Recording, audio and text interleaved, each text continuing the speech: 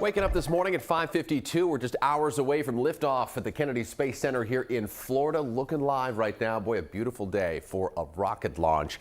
As we get ready for final preps, we're checking in with the Orion spacecraft this morning. It's part of the Artemis II mission that will launch 4 astronauts into space on an historic 10-day mission to orbit the moon.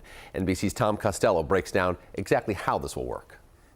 Okay, so this is super cool. We've come here to Noticias Telemundo Studios using their augmented reality technology to show you how NASA has built one of the largest, most powerful rockets ever. And this is it. It is called SLS. That stands for Space Launch Systems. And it stands 322 feet tall. That is taller than the Statue of Liberty. It is massive. And it features 4 engines right there at its base, along with those 2 booster rockets. So that combined force right there will provide the thrust needed to lift 7 million pounds into space. That's the equivalent of roughly 700 elephants. Located right there, very tip of the rocket, that is the Orion capsule.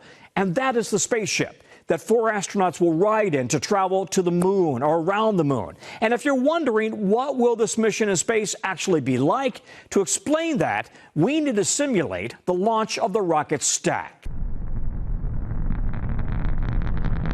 There you go, by the 1-minute mark. The rocket has already reached supersonic speeds. 2 minutes in, the booster rockets separate, and at 8 minutes, the Orion capsule reaches space. And that marks one of the most critical moments of the mission, when the capsule separates from the rocket, the start of a 10-day mission to orbit around the moon.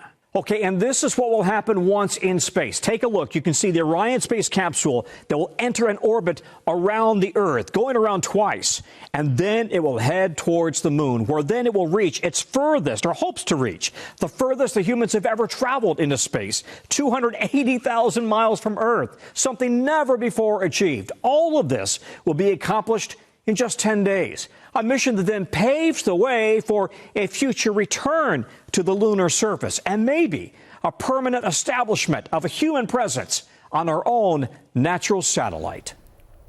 Tom Costello breaking it down as only Tom can. This is just a rehearsal to get to Mars eventually. Yeah. What a mission. Thousands are expected to line the Florida coast today for a front row seat of that rocket launch. People around the world will also be watching, including a watch party at Seattle's Museum of Flight. It's NASA's first crewed mission to the moon since the Apollo era, which was more than 50 years ago.